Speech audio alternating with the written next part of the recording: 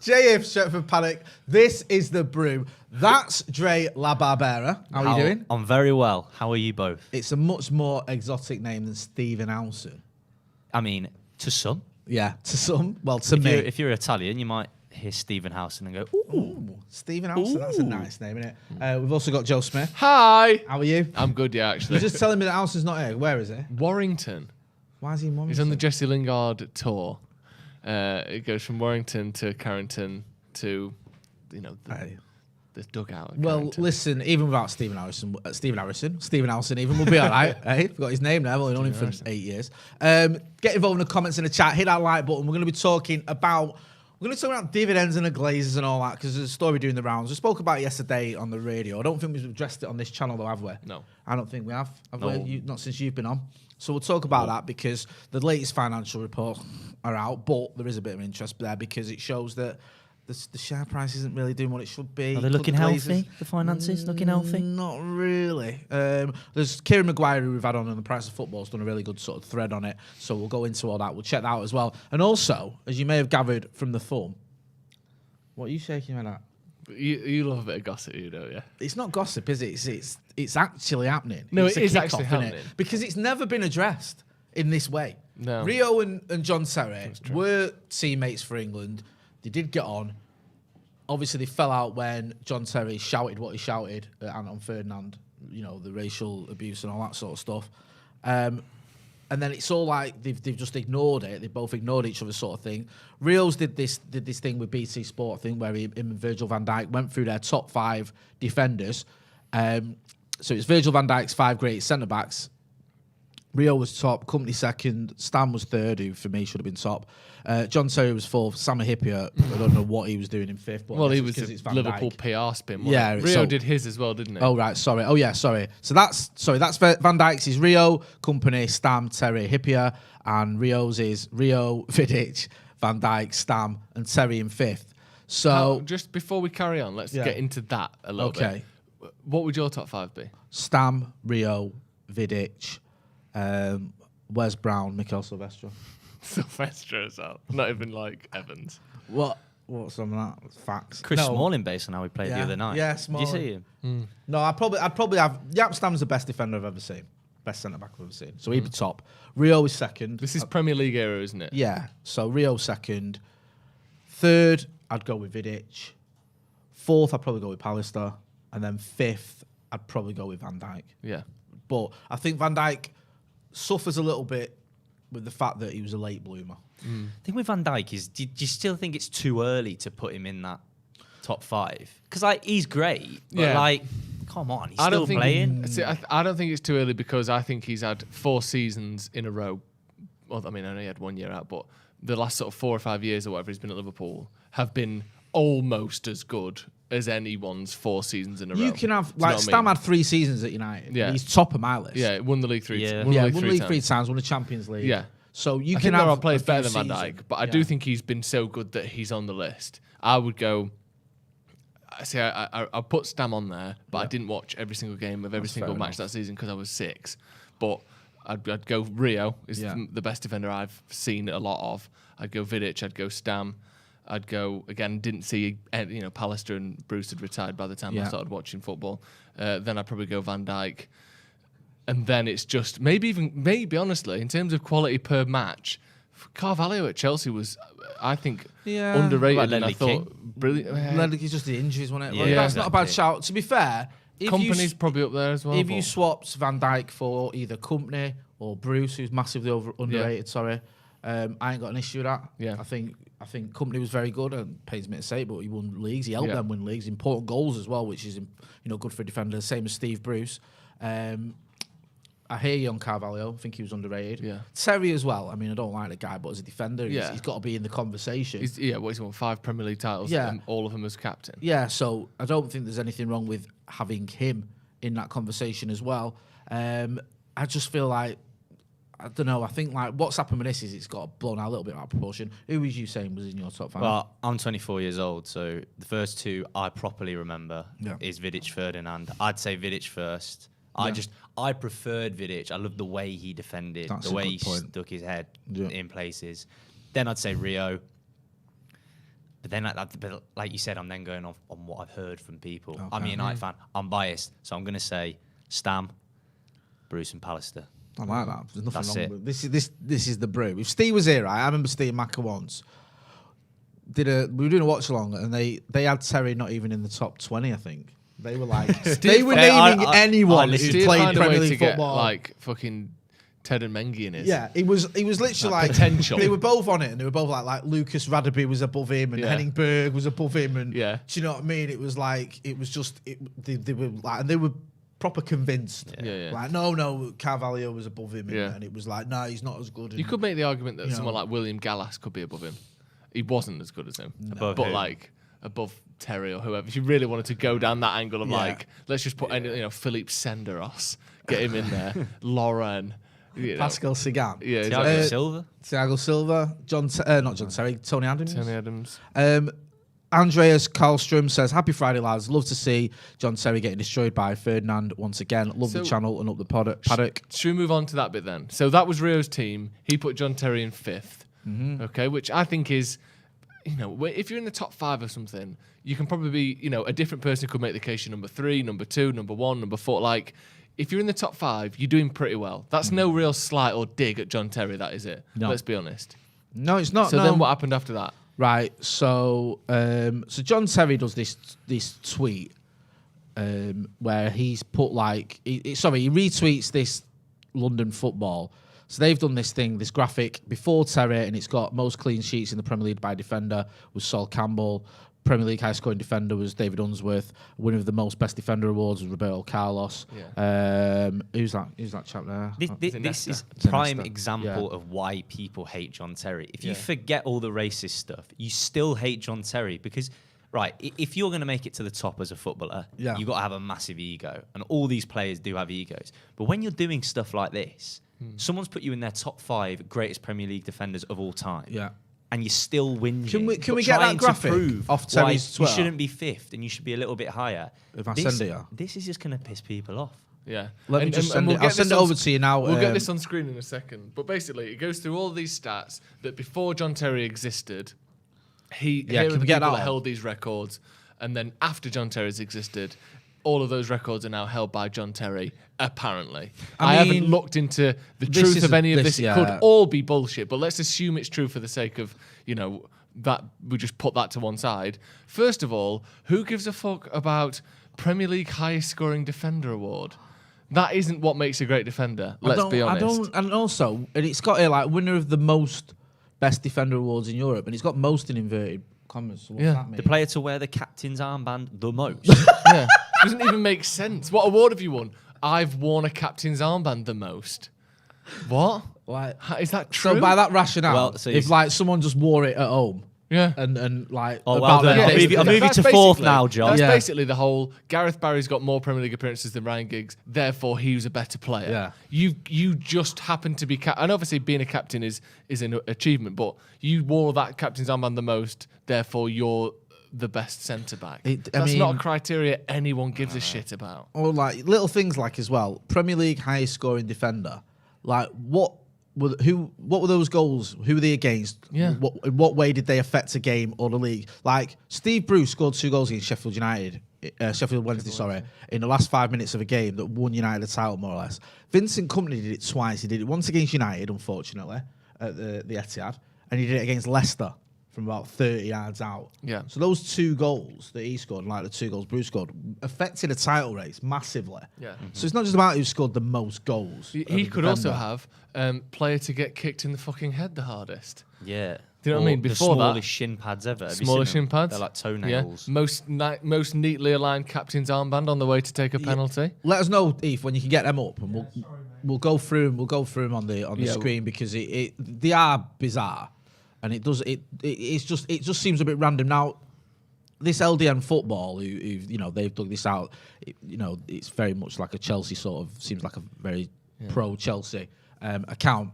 So they've obviously the ones that have tweeted it. I wouldn't be surprised if John Terry's sent it to him, and then he's retweeted it. So that's happened, and then because he's retweeted this, Rio Ferdinand responded to it, saying the moment one has to start pushing their own records, he's added him.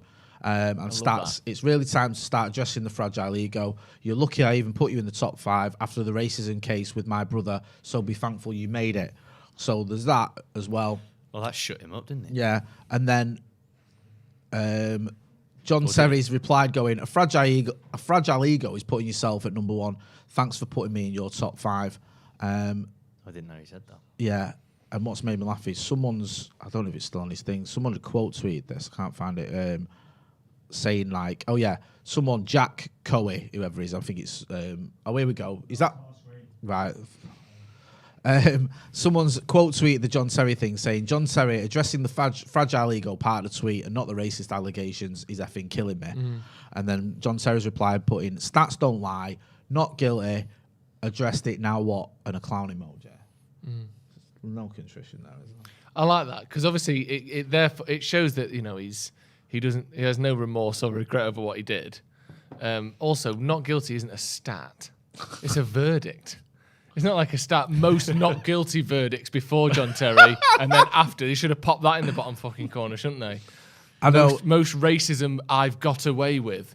John Terry's now got the record. Like, it's just more and more and more it's not on the stat, pile of it? reasons to hate John Terry.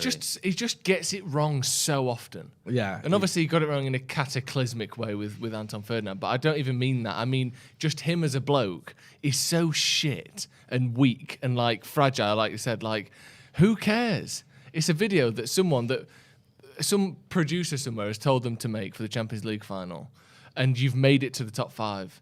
Why are you retweeting stuff about why you should have been number 1? And he got, do you know why Rio Ferdinand got to put himself as number 1? Because people care about his opinion and he has a job in TV. That's why. If you wanted to do that, he could. He's decided to be a coach instead. It's not the first time someone's done something like this. Matter. He's John Terry. Do you remember when Robbie Savage called him, like, criticised one of his performances? Oh. And he said, like, do you remember he gave that interview and he said, I'm not going to listen to, he did a press conference, he said, I'm not going to listen to, he didn't give a press conference just for this. He was doing he was asked about it. He was asked about it or whatever. He decided to comment on it. And he said, I'm not going to take criticism from Robbie Savage. Real Ferdinand, I don't mind because he's won everything in the game. Apparently he does. Yeah. But I'm not going to take criticism from Robbie Savage. Again, this was on BT. But I just feel like... Right, hang on a minute. Let's bring up the things that went on here because this is what we was explaining before. So this was the thing that was tweeted that John Terry retweeted. Yeah. Most clean sheets by a defender, obviously you can read yourself, but I love that. Highest scoring defender, which, yeah, I get is decent, but it's not really what makes a great defender or not, is it? Like Ronald Koeman, is he considered one of the best defenders of all time? Ronald Koeman? Well, he was in the biggest game of all time. He was in the European Cup Winners' Cup final. Didn't take long to mention. Well, what I'm saying is he's known for scoring loads and loads of goals. Ramos but is he known for being one of the best defenders of all time? I don't think so. He's pretty good, isn't he? Yeah, I think he's known to be pretty good. But either way, I don't quite understand this.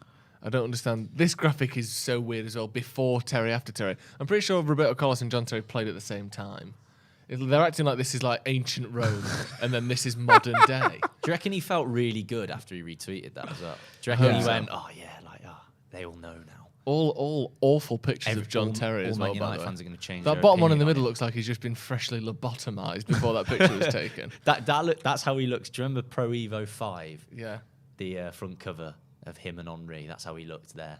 Just like and again, I love that, like you said, Jay. Winner of most. Yeah, why is that? Look, top right hand corner there. Winner of the most best defender awards in Europe. What do you mean? How can most be in quote marks? I'll leave it up to my interpretation of the word most. Do you know what I mean? Yeah. Like, did he give himself some of those Jay, awards? That you won the award for biggest penis? Yeah, biggest in quote marks. The most full bank account. Yeah. What do you mean? Why is that in quote marks? Sad thing is, I came second in that award. Yeah, I bet you did. And I was being awarding it. But yeah, it's just nonsense, isn't it? It's like just stupid. Premier League high scoring defender. Right, I can get that, but some of it is like, the defender with the most apps in the FIFA Pro 11. Yeah, I also like that appearances like that team ever played any games. Yeah. Well, like most trophies lifted in a kit when not playing in the final. Yeah, exactly. Like it does, and also like I've just had a sort of rudimentary sort of look here, and there's an article here: the 25 defenders with the best clean sheets record in Premier League history, and Terry's not top there; he's 6th. I think it's working out on percentage-wise. Yeah. So, again, like you were saying about the whole Gareth Barry's played more games, so he's better than Ryan Giggs argument. Yeah. It's nonsense. And it's like, Carvalho has a better clean sheet record than John Terry. His is 46%. Terry's, I think, is 43%. Terry's 6th on the list. So it doesn't tell you the full story. It's just very skewed. Anyway, he's said that. Rio's replied. He's replied with that, with the not guilty thing. Not guilty doesn't mean he didn't do it. Let's not forget, he's still got a 4-match ban by the FA. He still admitted to shouting things that I can't even repeat on this show at another player. His excuse was he was repeating something he'd heard, even though that's never honestly the most schoolyard thing, isn't it? No, I wasn't swearing. I just said it because he said it, and I just was repeating, make sure he actually said that. Literally, that is a child's excuse. It is, and It's a Duck says, imagine racially abusing someone, then being offended. Their brother doesn't rate you as highly as you think they should. Imagine that. Well, Anton Ferdinand did a documentary not long ago where I feel like he addressed the issue properly from his own opinion, and he basically said, like, that's not true. It's not true that he repeated what he said. Yeah, of course it isn't. It's just not true, and it's like. And also, let's say someone said something like a racial slur next to me. I wouldn't go, oh, did you just say and repeat it? No. I go, what the fuck did you just say? Yeah. I'd say, sorry, did you just say what I think you said? Yeah. You wouldn't go, let me just say it back to you just so you can hear exactly what I think. Like, speech doesn't work like that. You don't just repeat. It's not a parrot. No, it was really flawed, that case. Clearly a lie. Ashley Cole, I think, changed his statement after he'd had a visit from the Chelsea solicitors, allegedly. There was also, at first, John Terry had said he said the blind word. He said I called him a blind, and then when it was obvious that the camera evidence showed that wasn't the case, he changed his tune. It was Daniel Taylor did a really good piece on it. You need to have a look at some of the things that went on. For me, John Terry's just a massive coward. Alex Buckingham says, good player, but he wore a full kit when he didn't play. He's a racial abuser, slept with his teammate's wife, and crypto scam pusher. Sure, there's more. Alex, don't sit on the fence. George Pucknell. None of that is not true, though, is it? No, not at all. George Pucknell says, most teammates' wives rinsed. Fair enough. Don't like rinsed. I know. Ben Pettiford says most wives cheated on award, which is a nicer way than the other one. He did the whole thing when he played his last game for Chelsea as well, and he came off in the 26th minute. Yeah, and he got a guard of getting to give him a guard of honour. The whole everyone stopped. He's kicked the ball out. He's such a came up with his own nickname type of bloke, isn't he? Call me JT. He's like at home. Like, do you know what I mean? What would be a really wicked nickname? Maybe like the Tesmeister.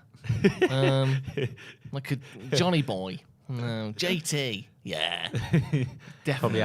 Rebecca Jade O'Sullivan says Anton legit had his back to him. That's true as well. So why he was even saying it to? Like, he said it to because he thought he'd get away with it. I think there might have been an element of him sort of muttering it. Yeah. Because he was caught on camera. And he's fucking spat on Tevez in the Champions League final. Yeah, that was amazing, that wasn't it? Because he spat on Tevez, got away with that. He changed the penalty order so that he could take the match-winning penalty. It was meant to be Kalou. So funny, that. Missed. Lost him the game because Kalou actually scored his penalty. If he'd let him take it, he probably would have scored. And then spent the next 6 days crying. And then when he does get to, he didn't even get to a Champions League final. He's never played in one and won it, has he? You know, the year after as well. Final next time they got there. The year after as well, they won the Europa League. Yeah. And he also didn't play in that final. And he also had a full kit on under his tracksuit and lifted with shin pads and all that. That's true. The most one knows egotistical man people do, but ever. It's never talked about. No, he did it for the Champions League final, and a year after he did it in the Europa League final. The thing is, what a knobhead. So sad. I remember Roy Keane, right, and Paul Scholes didn't make the Champions League final. They both got suspended after the semi-final. Roy Keane, in that semi-final as well, in the Stade d'Alpi against Juventus, one of the best performances, one of the most impressive performances by a Manchester United player. Got us over the line, got us to that final. Had to be dragged onto the pitch after we won it in '99 in his suit, him and Scholes, because they both suspended. Even though they got us there, didn't want to take part. Eventually, you'll see pictures with him posing with a trophy, but they're both in the suits. Terry got sent off in the semi-final, nearly cost his team the game. Mm-hmm. They got through anyway, despite the fact they were down to 10 men. And his red card was so stupid as well. You need Alexis Sanchez in the back of the leg for no reason whatsoever. And then still has the sort of goal to put his kit on his shin pads and pose with the trophy like he single-handedly won it. So good. He didn't have the shin pads on, did he? Yeah, he had put his shin pads on. He did. Imagine he put shin pads on, he didn't. He had boots on. No, I think he didn't have boots on. He did, right. Let me have a look. Don't tell me he had shin pads on, Jay. I'm just trying to bring it up now. Did he have shin pads on there? I remember he used to have really small shin pads. I don't know. Please. Probably won't be able Right, to tell you what, we've see got an them. advert. Let's have our advert. Is this a pre-recorded? Have we got a pre-recorded? Have we got a line for pre-recorded advert? And then in the meantime, I'll have a look to see if there was shin pads involved in the Terry celebrations. We'll let you know after this. Now more than ever, our internet reliance is rapidly increasing. We stream our favourite shows, keep in touch with loved ones, and watch podcasts like The Brew, all on the internet. And we'd like to think that our information is safe, but as our online footprint increases, our information needs to be properly secure, Jay. We need it. We need that proper security. Yes. Surfshark is a VPN service that protects your information by encrypting all the data that you send out through the internet. Another great reason to use VPN is because it can enable you to use services that are sometimes restricted in other countries. So things like Netflix, Amazon Prime, all that sort of stuff. When using a VPN, that lets you access other channels that you might not be able to access from the country that you're in. And with Surfshark, you can solve that problem by simply changing your location. So you can be on the beach on holiday and set it back to the UK and watch the Premier League games with your normal streaming services.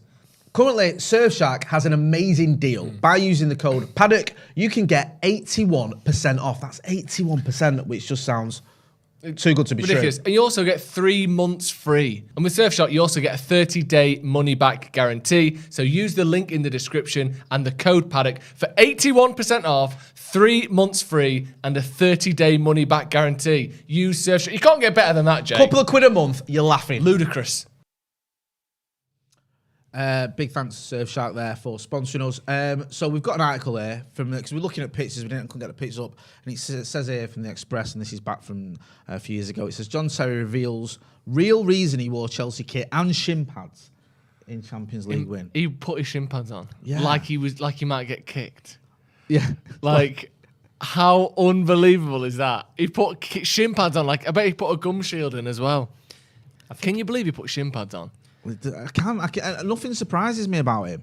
It's actually quite sad if someone's a bit worried about people looking at photos in the future and be like, "Oh wait, why didn't you have a kit on? Did you not play?" It's just instead of going, "Oh, I didn't play in the final." No, we go like that. They go, "Why didn't you have a kit on? Did you play?" And he goes, "Would I have a kit on if I didn't play?" Yeah. Well, no, that's not what we're asking, John. We're asking, did you play? Yeah, and what I'm saying is, okay, answer my questions. Do footballers wear kits when they play? Yes. Mostly, yeah. Yeah, right. So, you make your own mind up if I played in that game or not. Because I've got the kit on, so I'm not going to say no more. If United won the Champions League this year and you got offered to put a kit on and go and celebrate with everyone, would you? Of course. I would. But it's obviously a charity thing because Yeah, I'm not yeah. the I'm Yeah, not like played if for you're like them. some sort of Actually, make a that's wish type of stupid, thing. isn't it? Like, we've let Joe come on the pitch. Hang on, he put didn't his play. kit- Yeah. Do you Yeah. remember at Cal Who's that? Why has he got a 2012 Chelsea kit on? I got it wrong. I didn't know what you meant. What's someone else? There's a super chat. The Francie Brady said after Terry things got very white. Dale Gibson says, "Oh right, yeah." He just says Terry's the ultimate bellwith, and then he says he's up there with the other scumbags. I mean, listen, we know John Terry. We know what he's about, and it's he's got a reputation. Even before that racism stuff, there was all sorts going on where he wasn't really regarded. The old Wayne Bridge stuff and everything. Yeah. And other stuff he'd done as a younger player as well. He's just a pretty distasteful character. So I'm glad to see he's getting called out as well. And I think that Rio Ferdinand has every right to. I think it's like, why should he bite his tongue? I know it can look a little bit. Thing is, after all this, petty, at least we now know that John Terry wore the most captain armbands Yeah. ever. We all know now. John Terry won the most captain's armband award. Yeah, well, we all know, so I'm glad this is all happened. If you for one second thought that stats like defending mattered, they don't. It's have you won the captain's armband the most times?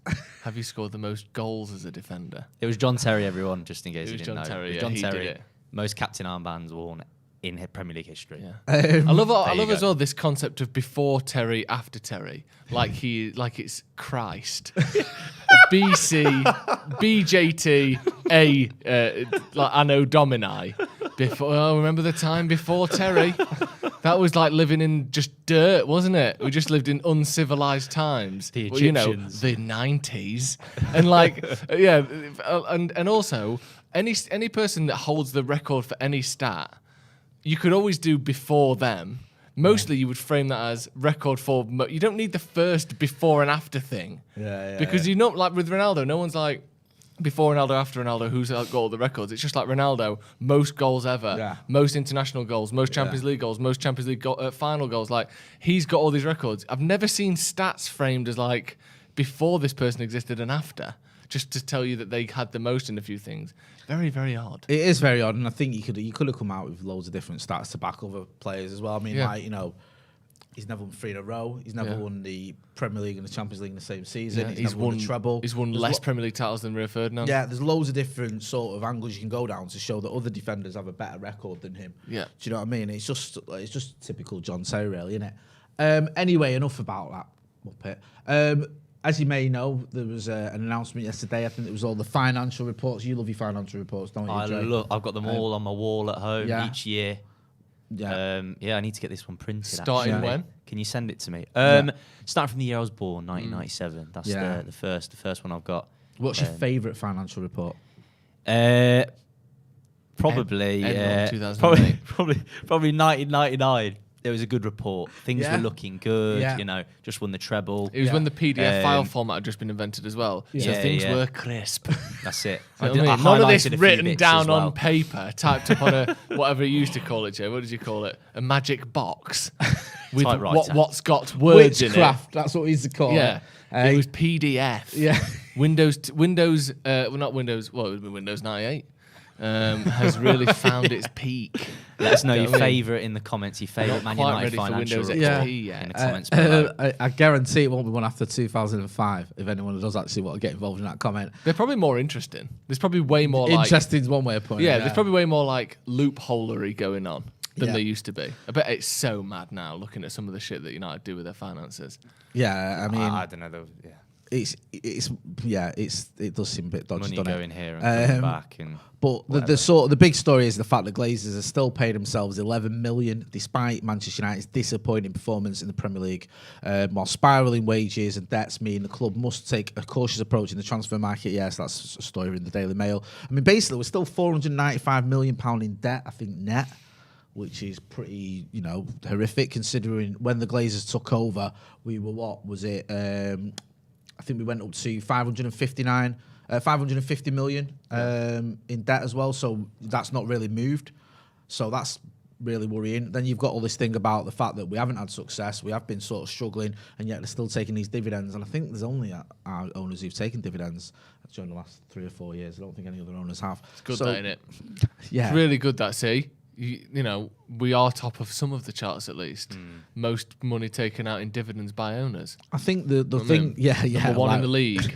All right, fucking love that. Thing is, I mean, I get the most annoyed and upset, if you like, when I think about how the Glazers took over the club and what they've done to the club and where we are now as a result. I was thinking the other day, if they're going to take 10, 20 million out a year in dividends, right?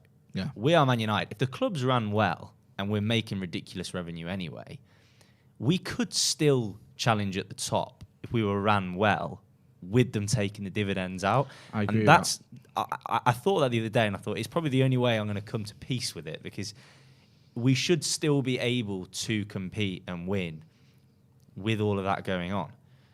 And it's what they're going to have to do now. And them appointing football people for the first time looks like they might be going towards that. Whilst I hate agreeing with that, because obviously it's not an acceptance, but it's an admittal of the fact that we're going to have to put up with this. If you don't agree with that, you're basically saying Manchester United can never win a trophy again while the Glazers are the owners, and therefore it almost becomes pointless watching us. Obviously, it's not just about winning trophies, but that optimism and that excitement of something could be happening here.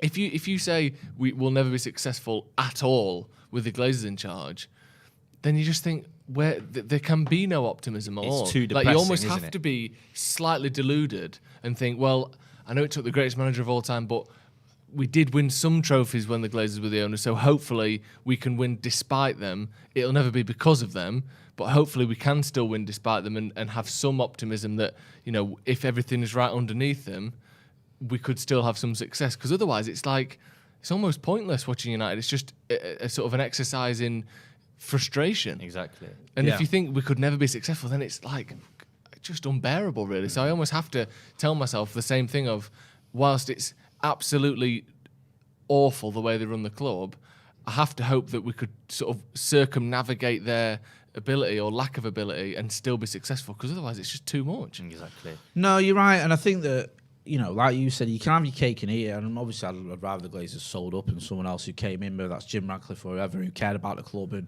didn't want to just do it for profit. But you look at someone like Liverpool, for example, I don't think John Henry's a massive Liverpool fan. He's doing that to make money. But he understands the fact that if they have success on the pitch, they have success off the pitch as well. I think they've just signed a new kit deal that's going to be the biggest kit deal ever, bigger than our one. They've obviously still, despite the fact they waited 30 years for our title, they still had a big fan base. So it's, once you start winning trophies, that fan base is more engaged, it increases, they spend more money, and it's a sort of, it enables you, just from a business point of view, if you want to look at that, to make more money. And this is the problem with the Glazers, is we haven't had that. We haven't had that structure and strategy in place where you're thinking, okay, if we spend money in the right way, if we let football people, make footballing decisions, we'll keep winning trophies, or we'll start winning trophies, and we'll challenge for titles. We've had this sort of boom and bust approach to transfer windows, this sort of merry-go-round of managers, this one extreme of style of play to another. There's been no coherence, there's been no philosophy. Whereas if you look at the process, I wouldn't say it's the same for City, because everybody's got the money sort of pouring in, but we look at them when Mancini left, Pellegrini came in. There's 2 title-winning managers. Are they the best managers ever? Not really. But we're able to win a title because, they've been back, but there's a structure there. And Pep comes in and just takes it to a slightly different level. Whereas at United, it just seems very sort of erratic. And then when you add all that in, like you're saying, and you see the fact that the debt's not moved, dividends are still going out, and now we've got a manager coming in who needs as much money as possible to get us near to the Liverpools and Cities of this world. And you say, well, we've only got about 120 million or whatever, but we're still paying out these dividends. It is frustrating. We could have had 130 million if it weren't for that. Well, I know. Yeah, you know what I mean? I feel like we're getting to a crossroads where this could lead to success now, what they're doing, finally getting in a few footballing people and really shaking up the kind of structures below them but above the squad. But if they do fail, I don't feel like they're going to be able to survive another wave of protests, because I just think they're going to get more and more and more intense. And if Ten Hag gets sacked, people are it's just going to be an explosion. It's going to be bigger than it's ever been before. Yeah. And I don't know if they'll be able to survive that. But then this could work out. Ten Hag could come in, Paul Mitchell might come in, Ranić might be doing bits and bobs. We might start, signing players cleverly, also with the odd big signing. We might be able to win stuff again. So I feel like it could go one of 2 directions. And it's I feel like it's quite an interesting point, because, managers before have we've all been like, oh, this is the right guy. But with Ten Hag now, if he's given the power, if he's being allowed to do what he wants to do, I think everyone agrees that he's the right guy now. Whereas before, people were still a little bit with everyone. He's a much more modern manager than we've had. Exactly. He's someone who is tactically driven, that has won league titles recently, a week ago. Whereas, Van Gaal came in and was tactically driven, but hadn't won league titles in, was it 3 or 4 years at the time, and had been managing internationally.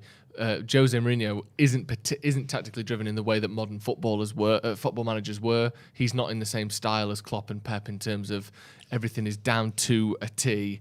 Here's how you run a game. Here's how you create chances. Here's what you do on and off the ball. Rangnick couldn't be more like that, but again, has never really won big trophies and had huge success on the pitch. Ten Hag is the first one where you go, he's certainly the modern style of manager. Everything is worked out to the decimal point with him when it comes to positioning and transitions and this and that. And he's doing it now. He got to the Champions League semi-final 2 years ago, 3 years ago. He won the league last season in a top division. He's the first time we've had a manager since Ferguson where you can definitely say he's tactically aware and his model is currently working.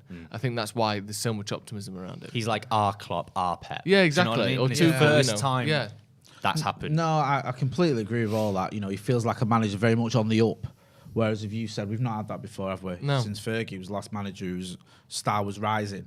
You know, like you say, Van Gaal, 20 years past his best, arguably. Jose just been sacked off Chelsea after the league. Well, they were 15th, I think, when he got sacked, which is just ludicrous for a defending champion.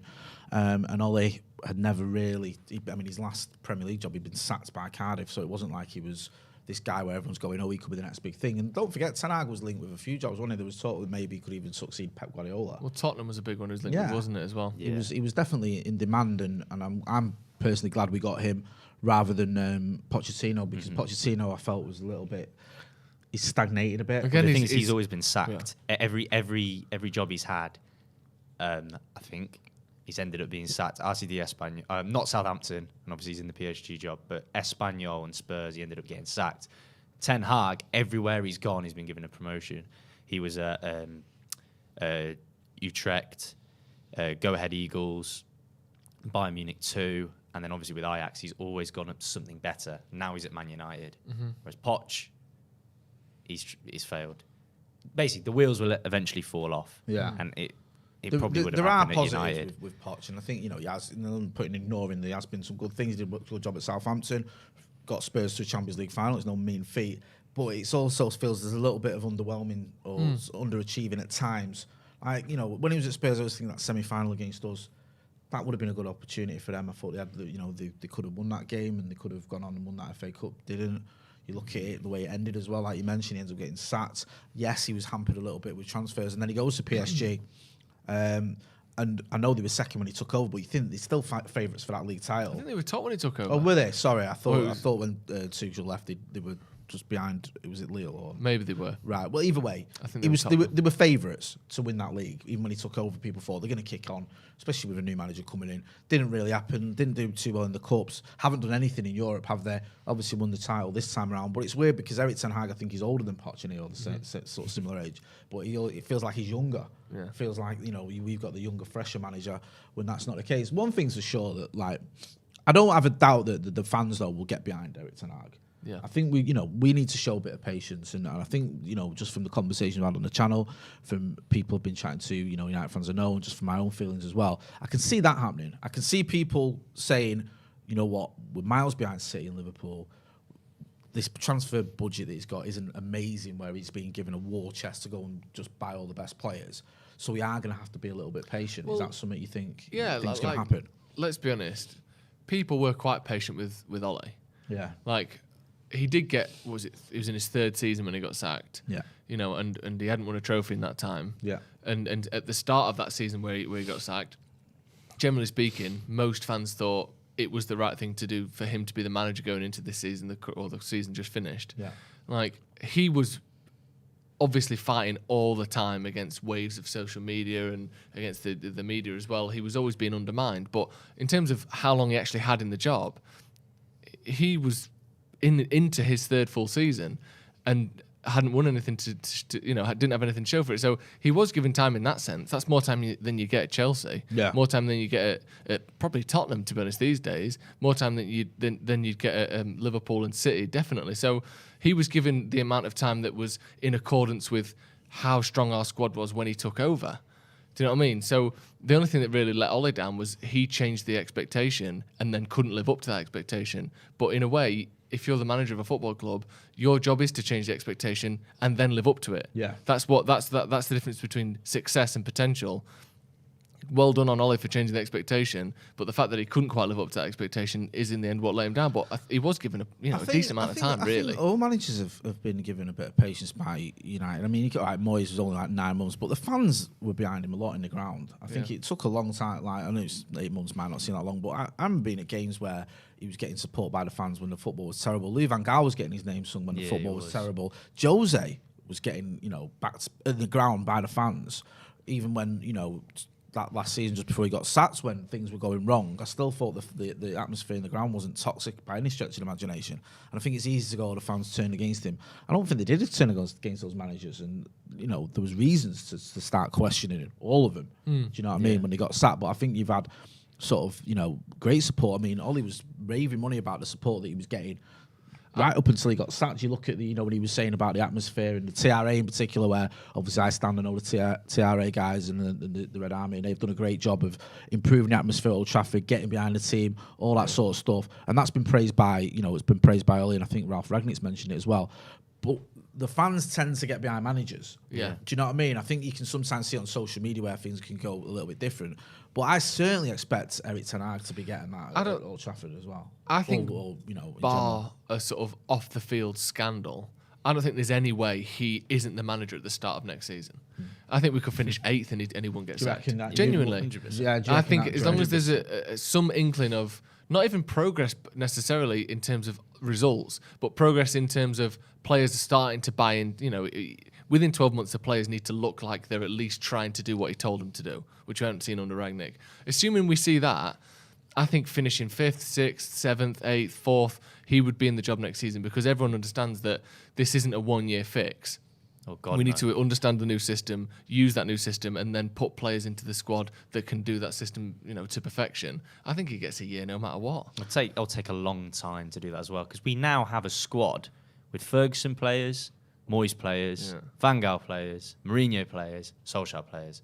That is just a big blend up of different philosophies, different ideas, different abilities. To undo that, obviously the thing is, Ollie was doing it. Obviously he got Young, Lukaku, Sanchez, Smalling all out of the squad, but he showed that is such a big job. Ten Hag is going to have to do that. There will be players that he improves that we think right now there's no chance that they'll get in this squad. There will be a few that he does improve, but there will be a lot that are not good enough to be there. And that will take a long, long time to weed them all out and replace them. And I think everyone now knows that's the way it has to be. He has to be given time. Yeah. More than a year. Yeah, Abdul Ibrahim. 2 years. Sorry, I didn't mean to cut you off there, Jay. Abdul Ibrahim in the super chat says, Jay, I saw you on the BBC recently. We talk of redevelopment, talking about Old Trafford. How does taking 11 million out work? What would that mean? More depths for redevelopment? I think in terms of the ground being redeveloped, I mean, it's going to cost hundreds of millions of pounds in it, whichever way they do it, whether they do a rebuild or a revamp. It's going to be a lot of money. So they're going to have to find that money from somewhere. I don't know where that money's going to come from. I don't know if it's going to be via some sponsorship deal, by more loans, whatever. But one thing's for certain, whether you believe Old Trafford should be rebuilt, as was what I was arguing on the BBC, or just revamped, which is what seems to be the majority opinion, it needs a lot of money. Yeah. It needs investing in, because you've got a ground that's just barely fit for purpose. It's leaks in the roof, and it's people are just sort of crammed in, and it's just not a modern stadium or even remotely an elite stadium for a club that is supposed to be elite. I like how you said there, sponsorship deal. Because I can genuinely imagine United releasing a video on their Twitter of some bloke putting a plaster over a hole in the fucking roof, and on the plaster it says Greggs. Sponsored by George at Asda. Do you know what I mean? We fixed the roof with Quick Fix. Yeah. I could genuinely see United doing that. That just being released, and then a flood of tweets about how good Ronaldo is straight after, to try and make sure people don't see it. Don't give them ideas, Joe. Have you seen that? They've apparently hired a leak specialist. Have you seen that? Yeah. And that's not someone that's good at making, leek and potato pie. That's literally someone whose job it is to go, there's a hole in that. That's their job! What? Are you a leak specialist? Yeah. That's just a man with a bucket. Water's coming through there. Yeah. You want to get that fixed? How much you want again? I should be doing that. How much you want again? Hey. Do you know what I love about that? 250 grand a year. I love about the fact as well, they had a leak in the press box. Yeah. The one bit of the ground, right, even if you don't care about the fans, you think, at least make the press think this ground is okay. Yeah, exactly. And you've got people in the press getting the laptops and everything leaked on. And then you're trying to impress them and say, no, we are a good club. We are, we do care. We know we're a great club because we supplied the press with umbrellas. Yes, exactly. In the ground. It's like the early 90s when they used to give you Cagoule when you went in when they were redeveloping the Stretford, and I remember that. But, 20, 30 years on, we're back to square one. Specialist, honestly. I saw that. Do you know what I thought when I first saw it? I thought it was about dressing room leaks. I did. I thought it was like some sort of CIA guy who's going to come in and go, right, I'll tell you what, he's a great. I'm sure it wasn't. Yeah, someone trying to get information. Someone in the dressing room trying to get information off the players about who the leak is. And the camera just pans on the dressing room. It's like Ronaldo, Bruno, some bloke in a trench coat with a hat and sunglasses on like that, smoking a cigar, looking all shifty. Camera keeps trying to go, I wonder who the leak specialist is. What do you know about the leaks, boss? Like, it might be that fucking CIA agent sat there in the dressing room. Oh, they're all sat there waiting for him to come in. He just comes in with a bucket. Yeah, there's a shrub in the corner like that, and then all of a sudden the shrub blinks. Get Colleen Rooney on the case. Yeah, exactly. She knows how to expose someone, doesn't she? Yeah, it's just a bit of a shambles, that one, a league specialist. Just get the ground up to standard, you muppets. Ollie Aston, who's been a member of the first team 2 months, says, cheers for everything, lads. Buzzing for Ten Hag next year, UTFP. Yes, it does seem like there is a lot of positivity, doesn't there? Yeah. Despite the fact that, we've sort of just had a shambolic season and Villa and other teams are making moves. City have got Haaland, It's how it works, still got isn't it? Scouts in the Champions League final, but still... I said it all the time. The greatest thing in life, not just football, in the world is potential. Yeah. That's why people value kids so highly. Because really, what have they done? Nothing. But the reason people like kids is because they could do something. Play the kids. Most kids, I don't just mean in football, I mean in life. Children of the future. Yeah, they're also the future murderers. But we don't focus on that. We focus on what they might do that's good. Potential is... That's why the greatest time in the world, when you go out for an Indian and the poppadoms turn up, that's the best moment in life. Because you've still got the rest of the meal to look forward to. This isn't even the main. These are why starters are the best. You haven't touched them yet. They're all there on the plate. You know how good they're going to be because poppadoms are never bad. There's never been a bad poppadom made. Yeah. And you've still got the whole curry to worry about. It could be shit. It might not be a good restaurant. Yeah. But at that moment, there's so much potential in the room. Yeah. Everyone's excited. That's what life's all about. That's why people like Ten Hag because he's got potential. Analogy. Yeah, no, I agree with all that. I think you've nailed it. Yeah, that's literally why I love my kids, because of the potential. I think one day it'll get better. Do you know what I mean? Like, that's the thing. In all honesty, what have your kids done? Do you know what I mean? Nothing. No one's kids have. But you never know. When I'm like 80, they might be looking after me. Exactly. So yeah, I love a lot of potential. You can convince yourself. I want to pop it on so bad. Potentially, they could be the future stars. Yeah. No evidence for it, but you never know. Do you know that's what I'm saying? What I mean. That's why people love, kids. Super chat there. Peter Kelly in the super chat says, as the season is finally over, to get your sport fix this weekend, I recommend you watch the Ulster final on Sunday at 4. Both teams playing for the love of their county and getting no money for it. Is it Gaelic or hurling? That's a great... Let us know. Good question. Let us know. Good sport, that. Good sport to watch. Is it? Yeah. It's sort of somewhere between cricket, rugby and football, isn't it? Well, Gaelic football, it's football, you can hold it. You can boot it over the bar and get a goal. Right. And if you boot it in the goal, you get 3 points. Right, okay. Is it good? Is it quite violent? I think so, yeah. And then hurling's the same. So it's the same sort of in and over. But it's like a stick and like a cricket ball kind of thing.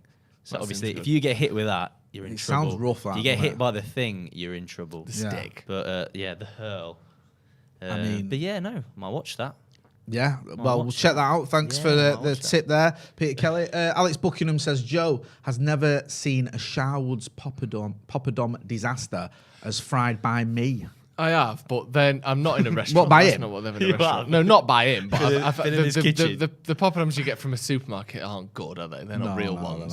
They're your sort of fake. They allude to a poppadom, but never quite approach it. But yeah, by the way, you were saying about everyone gets excited in the pre-season. Yeah, it's like literally the day after we lose to Palace, Ten Hag press conference. Yeah, do you know what Ten it is? Hag interview. Well? It's mad how like do you know one of the most excited I've ever been for a new season was under Van Gaal. Right after pre-season, because we beat Liverpool, was it Roma and everyone? We were unbeaten. Real Madrid. Yeah, Real Madrid. He played 3 at the back with wing backs, and it looked like Tyler Blackett's playing and all this, and it's like it looked like he's cracked it. This is different, and we're gonna be mint. And I remember going at Stag Do. Me and mate were going for our fixtures on the back of the bus, and we had like Swansea, Burnley, just all these teams that was we'll piss this. Yeah, and I remember my mate said I put a bet on that we'll win our first 6 games. And I was like, yeah, that's not a bad shout out, when we lost our first one. Swansea, wasn't it? Yeah, we lost our first one at Swansea and won one out of our first 5. And it was like, well, that's the end of that title challenge already then. I'd love to see, you could imagine at some point on Twitter, one of those montages where it's like, when people say that United played bad football under Van Gaal, and then actually it's just a montage of pre-season, and it's just all loads of really good football that we played, and someone's like, no, that's not United real matches. That's what I mean. It's just the streets will never forget the 2014-15 pre-season tour of America. My word, were there some highlights there. That's literally the best football we ever played under Louis van Gaal. It was, the streets won't forget. Yeah, and it was like he was giving all these youngsters a chance, and Rooney looked rejuvenated, and you're like, this is amazing. You get the best out of him. I remember Makeda one season scored against Wolfsburg in a pre-season friendly, and I was like, this is going to be the season. I was a kid. I had my hair across and up at the back him. And I was like, he scored against Wolfsburg. Yeah. They're an all right German side. Yeah, they're not bad. If he can score against Wolfsburg, he can get at least 30 Premier League goals this season. Didn't they win the league in 2010 or 2008? Yeah, I think they have won they've won a Bundesliga before. Bayern were winning it every single year, all the time, which made it probably boring. Dre, where can people find you? What you up to this weekend? Well, you can find me in the Midlands, because that's where I live, but don't look for me. Find him. But you can find me on social media. Whereabouts in the Midlands do you live? I live in Royal Leamington Spa. Leamington Spa, that's Randolph Turpin tackle. It is, yes, where he's from. No one ever mentions that. You know, very good boxer. Beat Sugar Ray Robinson in his prime. How many people did that? Niz Lopier also from Leamington. No one Spa. mentions Randolph Turpin, do they? No, they don't. No. And I think the world's a sadder place for it. Yeah. What are you up to this weekend? This weekend I'm going on holiday, actually. Again? You got back from holiday. What holiday? Rome. Yeah, that's a couple months ago now. I'm only going for a weekend in a bit. Where are you going? Going to Todmorden. Todmorden? Yeah. Is there any famous boxers from there? Yeah. Hey? Not telling you. You know what you're going to do? Fight him. Todmorden, whereabouts is that? It's just north of Manchester. He's from there. Rocky Marciano. Muhammad Ali is from Todmorden. I thought it was Todd Morden. Where is it, sorry? It's north of Manchester. Just going for a little family getaway. Oh, that's nice. Yeah. You want to come? I'd love to, but I can't. So we can't have both of us not on this channel. That's you know true. what I mean? The wheels will come off. What are you doing this weekend, Jay? I'm at a christening. Oh, yeah? Yeah. Who's? My cousin's kid. Nice. Yeah. Say my cousin. Is the kid going to wear one of those dresses? Actually, it is my cousin. It's my second cousin. Yeah, because sometimes you say your Have cousin, you been it's not your christened? cousin. No, I haven't been christened. And my missus was on about getting the kids christened the other day, for better schools and all that. You can do it as well. What? Get christened. I'd love to watch you get christened. 3 of you. Yeah, no, I'm not into that. Have you been christened? No. I have. No. I Have you? refuse to. Of course, it's from Royal Leamington Spa. What do you think he has? I've got Irish and Italian background, so I'm right. full So that's Catholic, it, then, full you know what I mean? Had it all. Had it all. Good luck not Baptism, getting communion, baptised.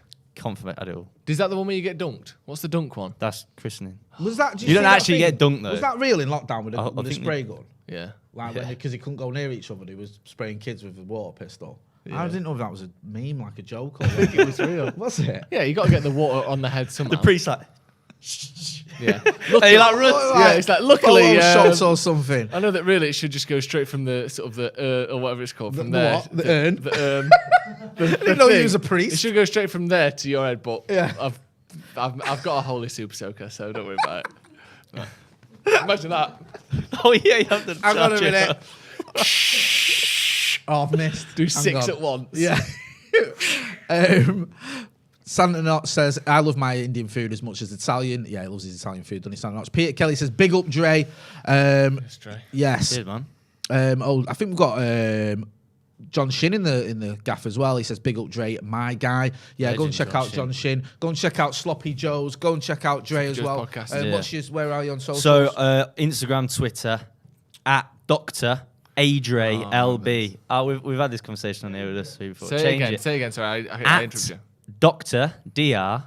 Adre ADRE LB LB.